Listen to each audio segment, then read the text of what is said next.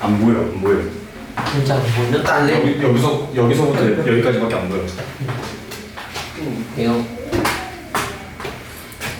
보였어? 아 왜 그래? 애들도 아니고. 화작품이야.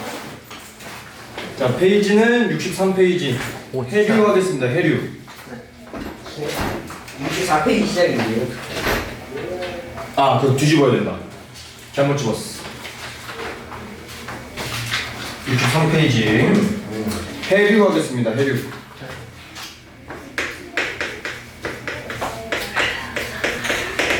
자, 지금부터 배울 내용은 해류예요. 여기서 말하는 해류는 바다가 흐른다, 바다가 이동한다라고만 이해하시면 됩니다. 바다가 이동한다.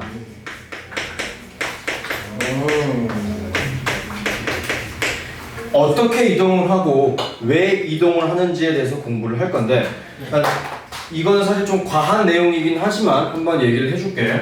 자, 지구를 반으로 이렇게 반원을 만들어 봤어 얘들아. 내가 일단 기준점을 세운 여기를 적도, 영도라고 얘기를 할게. 그리고 여기서부터를 내가 3등분 한번 해보겠습니다. 하나, 둘 이런 식으로. 그럼 하나, 둘, 세 칸이 되었죠. 자, 0도에서 30도까지, 그다음 30도에서 60도까지, 그리고 60도에서 90도까지 아주 독특한 바람의 모양을 가지고 있거든. 봐봐. 0도에서 30도까지는 바람이 위에서 아래쪽으로 이렇게 불고 있습니다. 그리고 우리 대한민국에 위치하는 30도에서 60도 부근 사이는 바람이 이렇게 불고 있어요. 그리고 60도에서 90도까지는 바람이 어떻게 불고 있냐면은 위에서 아래쪽으로, 즉 적도 부근과 바람이 비슷한 형상을 보이고 있습니다. 좀 과한 내용이지만 한번 얘기를 해주고 가자면은 0도에서 30도 부근에 부는 바람의 이름을 우리는 무역풍이라고 불러요. 무역풍이라고 부르고, 30도에서 60도, 즉 우리가 살고 있는 이 지역은 바람이 어떻게 불고 있냐면은 편서풍이라고 부릅니다. 그리고 60도에서 90도 부근은 한쪽으로만 계속 불고 있다 라고 해서 극동풍이라고 불러요. 실제 고등학교 1학년 때 나오는 내용이니까 한번 기억을 해주면 좋을 것 같아. 자, 이렇게 바람들이 일정하게 불고 있기 때문에 저 바람의 영향으로 해수가 이동을 합니다. 해수의 이동 원인이 바로 이 바람들이야. 오케이? 다시 한번 얘기할게. 해수가 이동하는, 즉 해류가 발생되는 원인은 바로 이러한 바람들 때문입니다. 바람들 때문에 이렇게 된다라고 보시면 되겠어요. 자, 그리고 해류들은 대체적으로 전 세계적으로 어떻게 빙글빙글 도는지 내가 굳이 그림 안 그릴게. 그거는 이제 또 너무 과한 내용이라서 우선 이것만 한번 가볼게요. 해류에는 크게 두 가지가 존재합니다. 첫 번째, 따뜻한 바닷물이라고 불리는 난류가 존재해요. 난류, 우리 지구상에서 가장 온도가 높은 지역이 어디서부터 어디니? 아니, 어디라고 얘기할 수 있어? 그렇지, 저위도지. 그래서 난류 같은 경우에는 저위도에서 고위도로 흐르는 모든 바닷물들을 다 난류라고 부릅니다. 즉 쉽게 얘기하면은 아래쪽에서 위쪽으로 흐르는 모든 해류들은 다 난류라고 봐도 무방해요. 그리고 한 가지 더 물어볼게 얘들아. 따뜻한 물에 설탕이 많이 녹니? 차가운 물에 설탕이 많이 녹니? 그렇지. 즉 얘도 지금 따뜻하기 때문에 고체가 더 잘 녹을 수 있겠죠. 근데 바닷물에는 고체가 뭐가 존재하지? 소금. 그래서 따뜻한 물에는 염류가 더 높아요. 염류, 높다고 표현해야 되니까 염분이 맞는 표현이겠네. 염분이 더 높아요. 그럼 반대로 얘들아, 반대로 차가운 콜라에 탄산이 많아, 따뜻한 콜라에 탄산이 많아? 차가운 차가운 콜라에 탄산이 더 많지. 즉 기체 같은 경우에는 찬물에 더 많이 녹을 수 있죠. 근데 얘는 난류라 그랬기 때문에 바닷물 속에 녹아있는 산소량은 적습니다. 됐죠? 자, 천천히 다 가볼게. 마지막 정리까지 해줄 거야. 두 번째, 한류가 존재합니다. 자, 한류 같은 경우에는 우리 지구상에서 가장 온도가 낮은 지역이 어디야? 고위도. 그렇지. 극지방이라고 얘기할 수 있겠지. 즉, 얘네들은 고위도에서 저위도로 흐르는 모든 바닷물들을 다 한류라고 얘기를 할 수 있어요. 그리고 대체적으로 위에서 아래쪽으로 바닷물들이 흐르면 다 한류구나 라고 얘기를 할 수 있는 겁니다. 자, 그 다음 난류랑은 바닷물 온도가 정반대니까 얘네들도 다 정반대가 되는 건데, 이해를 굳이 하자면 찬물에는 소금이 조금밖에 녹을 수 없겠죠? 그래서 염분이 상대적으로 낮고, 그러나 찬물에는 기체가 더 잘 녹을 수 있기 때문에 산소량은 그만큼 많습니다. 자, 여기까지 왔으니까 우리는 이렇게 결론을 내릴 수 있어. 어떻게 결론을 내릴 수 있냐면은, 온도가 높은 해수에는 고체 잘 녹을 수 있죠. 그치? 고체는 잘 녹을 수 있고, 반대로 기체 같은 경우에는 잘 안 녹는다. 잘 녹지 않는다. 그렇지. 이거 화학에서도 배우는 내용이죠? 네. 자, 그럼 반대로 온도가 낮은 찬 해수 같은 경우에는 고체는 잘 녹지 못하고, 대신 기체는 잘 녹을 수 있게 된다라는 게 바로 해류 중에서 난류와 한류의 정리라고 볼 수 있습니다. 됐죠? 자, 이렇게 우리가 해류를 배웠어. 배우고 나니까 그러면은 과연 우리 대한민국에는 어떠한 해류들이 흐르고 있을까에 대해서 공부를 해볼 겁니다. 가볼게요. 그래서 우리나라 주변의 해류, 한국 주변의 해류에 대해서 공부를 해볼게. 자, 한국 주변의 해류를 공부하면 딱 하나, 우선 딱 하나 먼저 기억을 해놔야 됩니다. 그 이름이 뭐냐면은 좀 어려워. 쿠로시오라고 불러요. 쿠로시오 해류라는 친구가 있는데, 이 쿠로시오 해류가 바로 우리나라에 흐르는 모든 난류의 근원이 됩니다. 우리나라 난류의 근원이 되는 해류가 바로 쿠로시오 해류예요. 네. 그 다음으로 등장하는 친구들이 어떤 것들이 있냐면, 서해라고 얘기할 수 있는 황해에 흐르는 따뜻한 바닷물인 난류가 존재하고요. 아까 얘기했다시피 황해가 어디에 위치해? 동해야 서해야? 서해. 그렇지, 얘는 서해고요. 그 다음은 동해에도 흐릅니다. 근데 동한 마찬가지로 난류예요. 동안이니까 당연히 어느 바다? 동해 바다가 더 밑에 있지. 자, 그러면은 우리나라는 그래서 무조건적으로 난류의 영향만 받는 것이냐? 그건 또 아닙니다. 딱 하나라고 얘기하기 좀 애매하긴 하지만 크게는 두 가지야. 크게는 두 가지인데, 북한 한류라는 게 있어요. 북한 한류. 얘는 어디를 따라 흐르고 있냐면은 동해안을 따라 흐르고 있어요. 오케이? 자, 그리고 하나 책에는 안 나와 있지만 내가 설명을 해주자면은, 이 북한 한류가 어디서부터 나오게 되냐면은 연해주 한류를 따라 흐릅니다.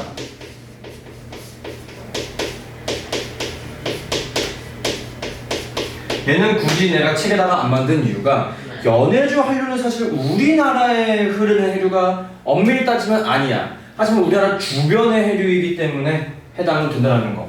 얘도 마찬가지로 동해안 쪽에 위치하긴 한다.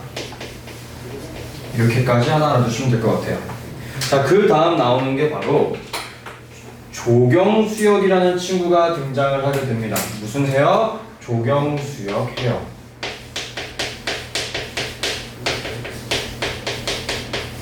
자, 조경수역은 뭐냐면은 딱 하나 기억하시면 됩니다. 뭐? 난류와 한류가 만나는 지점이 바로 조경수역이라고 얘기를 하고, 다른 표현으로는 황금어장이라고도 표현을 해요.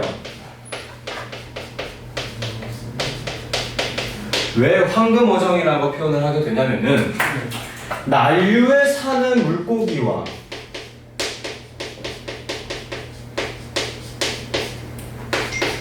한류에서만 사는 물고기가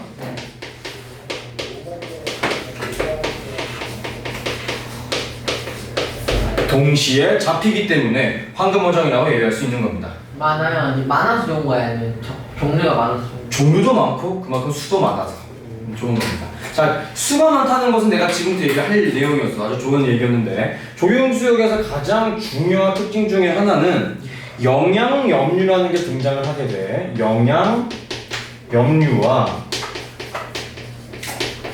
플랑크톤,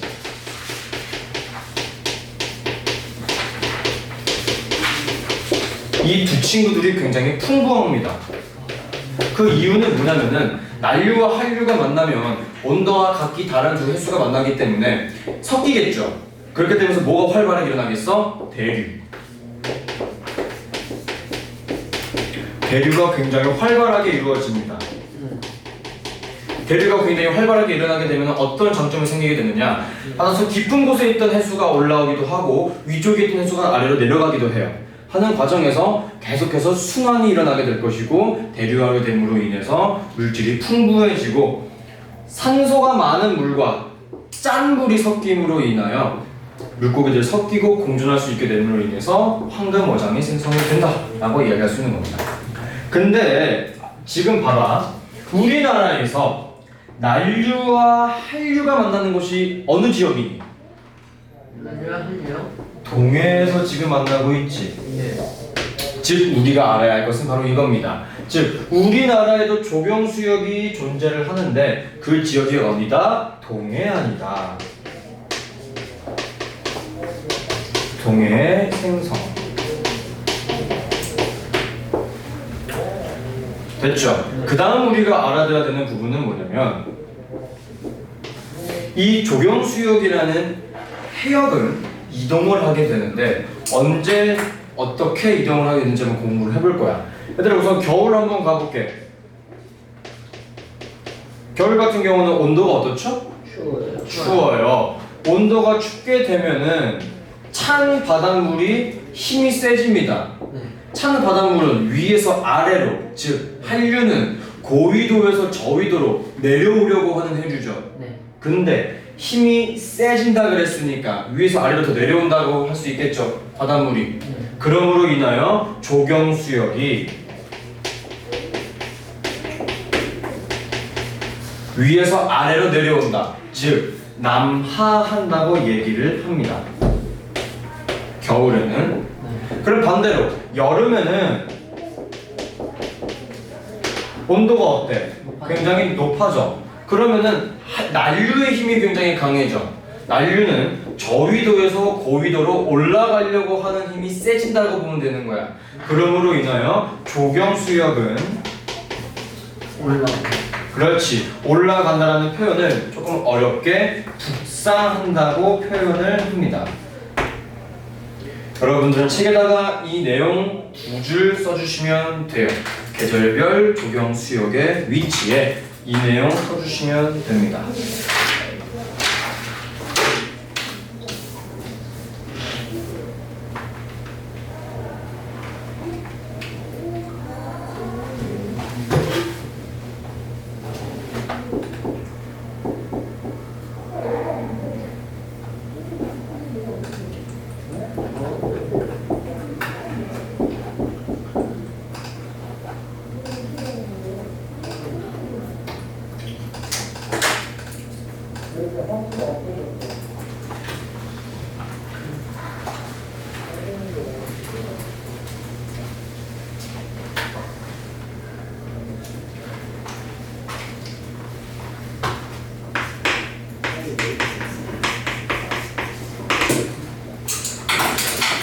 다 썼니? 자, 지금부터 배울 내용은 조석이라고 불리는 친구고, 조석은 뭐냐면은 나 같은 경우는 고향이 이제 강원도 속초야. 속초는 갯벌이 없죠. 그렇죠. 서해 바다에 갯벌이 있잖아. 그 갯벌이 존재하는 이유가 뭐죠? 밀물과 썰물 때문에. 즉 우리가 지금 배우고자 하는 것도 밀물과 썰물이라고 보시면 됩니다.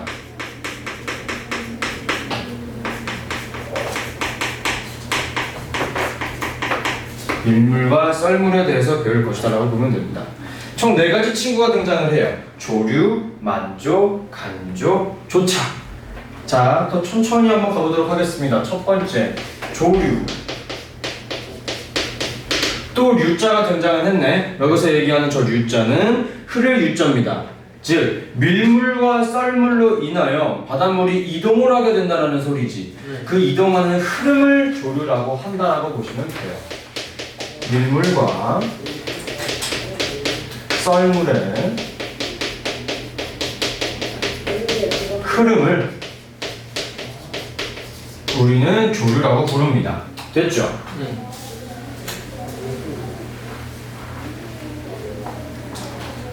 그 다음 등장하는 것이 만조인데요.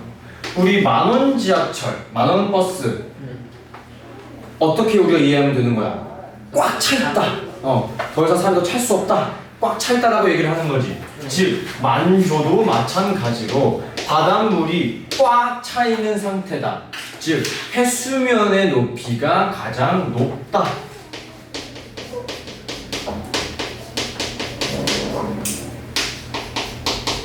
해수면 높이가 가장 높을 때를 우리는 만조라고 부릅니다. 가득 찼다라고 보시면 되겠죠. 그 다음으로 등장하는 것이 간조인데 당연히 만조의 반대라고 보면 되겠죠. 그래서 해수면의 높이가 그렇지 제일 낮을 때를 간조라고 표현을 하게 되는 거예요. 자, 그럼 봐봐.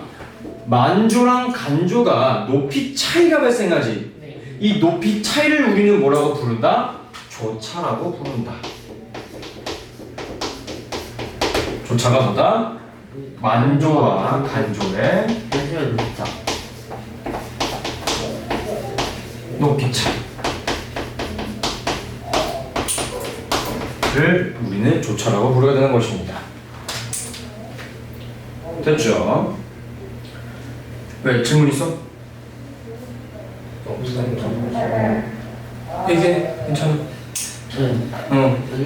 오케이. 자, 그 다음 등장하는 것은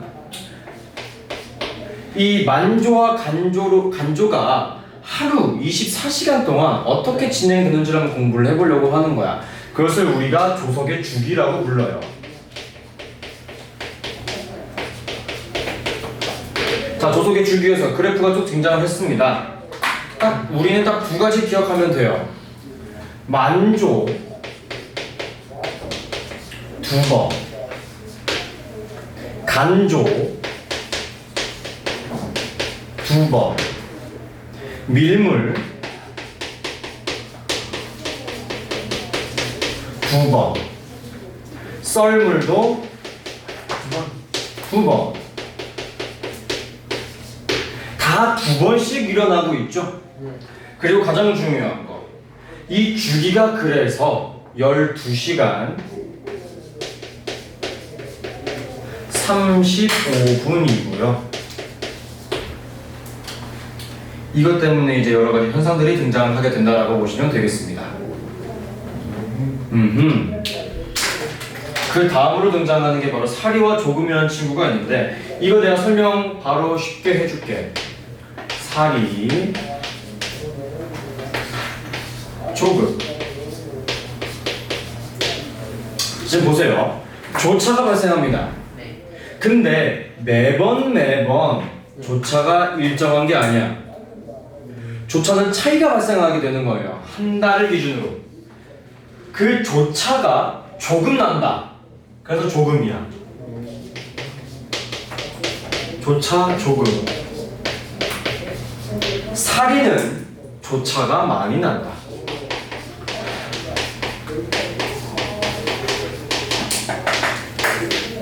이렇게 이해하시면 쉽게 문제 풀 수 있을 거예요. 네. 그리고 한 달을 기준으로 여기서 우리가 한 가지 알아가야 돼. 한 달을 기준으로 아이고 띄웠어야지.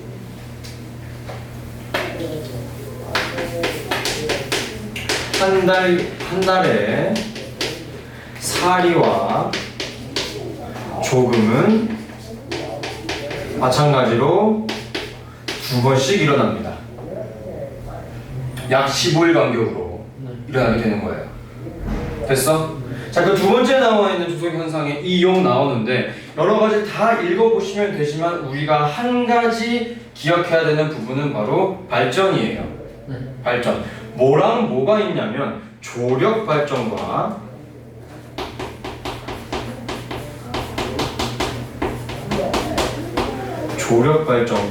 조류 발전이 있어요.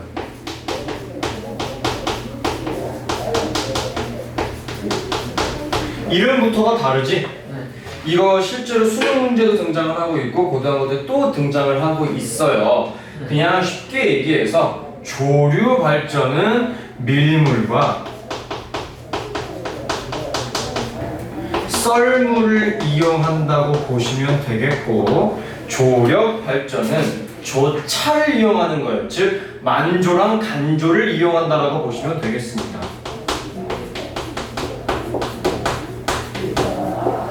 차이점이 이렇게 발생한다는 거 알아두시면 됩니다. 어떻게 이용해? 졸업하시는 그거는 고등학교 때 혹은 나중에 조립할 때는 그 뭐지 프로필러 돌아가면서 그런 거. 어차피 다 프로펠러를 돌리거나 여러 가지 활동을 통해 전기를 생산하곤 있긴 합니다. 자, 진도는 여기까지 나올 거고 문제 푸세요. 어떤 거 풀었어요? 깐테스트 아니면